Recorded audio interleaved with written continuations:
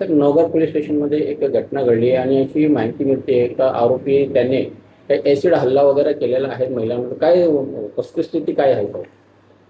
वस्तुस्थिती अशी आहे की तो 39 वर्षाचा रामनिवास मोहनलाल कुमावत याला पोलिसांनी काल ट्रॅप लावून पकडलेला आहे की नवघर पोलीस ठाण्यात मागे हा गुन्हा दाखल काल झालेला आहे. दक्षा ललित पाटील वय वर्ष 25 या महिला 1/8 रोजी सायंकाळी मार्केटमध्ये नवघर रोडवरनं घरी जात असताना पाठीमागनं त्यांच्या अंगावर कोणीतरी लिक्विड टाकलं. त्यामध्ये झाल्यानंतर त्यांच्या अंगाला जळजळ होत असल्यानंतर आपण मेडिकल मेमो दिला होता.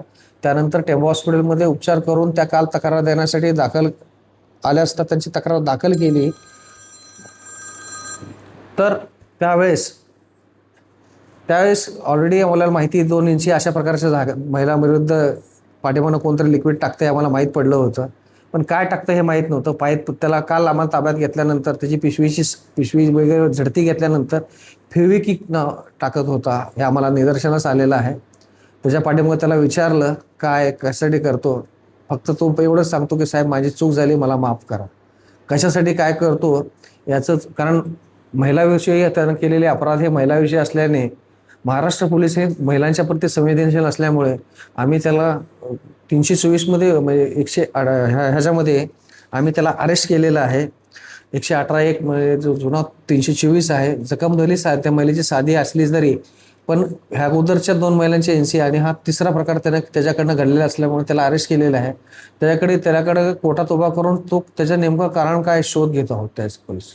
याला किती वेळात आपण अटक केलेली आहेत आणि हा काय व्यवसाय करतो? हा आपला FIR काल दाखल झाला 21:52 FIR दाखल होत असतानाच आपल्या टीम त्या आरोपीला रामनिवास मोहनलाल कुमावतला ताब्यात घेतलेला आहे. त्यानंतर तेथे आल्यानंतर त्या महिलेनं त्याला ओळखलेलं पण आहे की तो दाखल कारण ती महिला त्याच्यासोबत जात होतं त्यांनी त्यांना बघितलेलं होतं आणि तोच आहे. त्याचा फॅमिली बॅकग्राऊंड काय आहे? फॅमिली बॅकग्राऊंड तो विवाहित असून त्याचं लग्न झालेलं आहे. त्याला 2 मुलं पण आहेत. त्याचा भाऊ पण आहे. तो इतर साईबाबा नगर येथे राहतो. तो कड्याचं काम करतो. लोकशाही मराठी ऐका, पहा, जागरूक रहा.